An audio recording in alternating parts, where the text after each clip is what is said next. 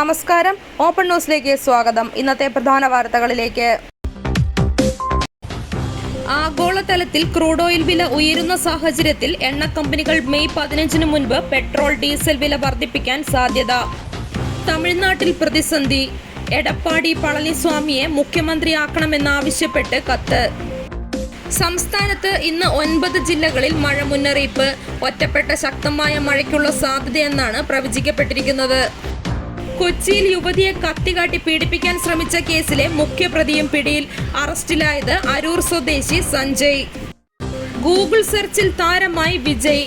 തിരഞ്ഞെടുപ്പ് കാലത്ത് ആളുകൾ തിരച്ചിൽ നടത്തിയത് വിജയ്യെ. UAEക്ക് നേരെ വീണ്ടും ഇറാൻ ആക്രമണം. 3 പേർക്ക് പരിക്ക്.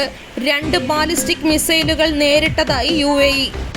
ന്യൂഡൽഹിയിൽ 3 വയസ്സുകാരിയെ പീഡിപ്പിച്ച കേസിൽ സ്കൂൾ ജീവനക്കാരൻ അറസ്റ്റിൽ. കുട്ടി ലൈംഗികാതിക്രമത്തിന് ഇരയായെന്ന് ചൂണ്ടിക്കാട്ടി മാതാവ് ജനിക് പുരി പോലീസിൽ പരാതി നൽകിയതോടെയാണ് സംഭവം പുറത്തറിയുന്നത്. അദാനി ഗ്രൂപ്പ് പ്രസിഡന്റുമായി സതീശന്റെ രഹസ്യ കൂടിക്കാഴ്ച എന്തിന്? VDയുടെ മംഗലാപുരം യാത്രയിൽ രൂക്ഷ വിമർശനവുമായി ഫ്ലെക്സ്.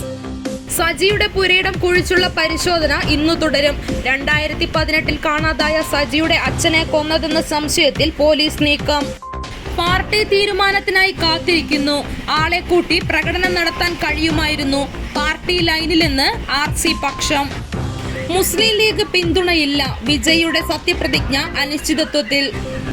5 രൂപയുടെ പാൻ മസാലയെ ചൊല്ലി തർക്കം. രാജസ്ഥാനിൽ യുവാവിന് കുത്തേറ്റു.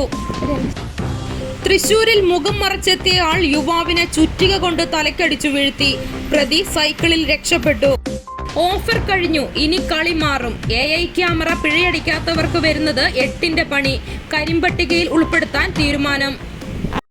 പത്തനംതിട്ടയിൽ യുവതിയെ ജ്യൂസിൽ മയക്കുമരുന്ന് കലർത്തി ബലാത്സംഗം ചെയ്ത സംഭവം പ്രതി അറസ്റ്റിൽ. ദേശീയപാതയിൽ കാർ ഓടിക്കുന്നതിനിടെ ഹൃദയാഘാതം. കാർ മൺകൂനയിലേക്ക് ഇടിച്ചു നിന്നു. 49കാരൻ ചികിത്സയ്ക്കിടെ മരിച്ചു. മുഖ്യൻ ആരായാലും IAS IPS സമഗ്ര അഴിച്ചുപണി ഉറപ്പ്. യോഗേഷ് ഗുപ്ത വീണ്ടും vigilance director. Manoj Joshi chief secretary.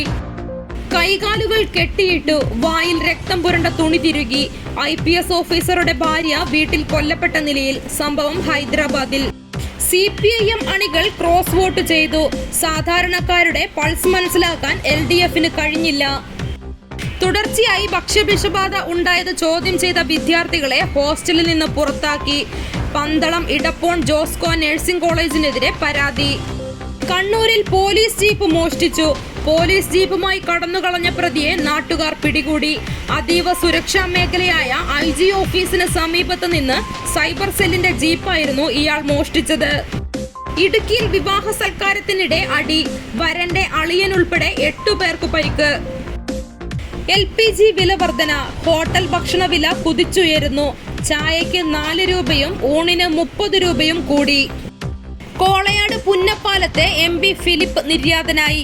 67 വയസ്സായിരുന്നു. മണത്തണ ഓടന്തോടിലെ വാളിയാങ്കൽ പൗലോസ് നിര്യാതനായി. 72 വയസ്സായിരുന്നു.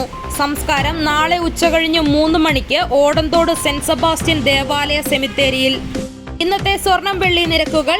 ഗ്രാമിന് 30 രൂപ കുറഞ്ഞ് 13,965 രൂപയും പവന് 240 രൂപ കുറഞ്ഞ് 1,11,720 രൂപയുമായി. വെള്ളിക്ക് 275 രൂപയുമായി. കേളകത്തെ ഇന്നത്തെ വില നിലവാരം. റബ്ബർ 257, ലോട്ട് 242, ഒട്ടുപാൽ 150, കുരുമുളക് 680, അടയ്ക്ക 400, കശുവണ്ടി 135, തേങ്ങ 45, കാപ്പിക്കുരു 200, ചിരട്ടപ്പാൽ 140, കൊക്കോ 95. ഇതോടുകൂടി ഇന്നത്തെ വാർത്താ ബുള്ളറ്റിൻ അവസാനിച്ചു. നന്ദി.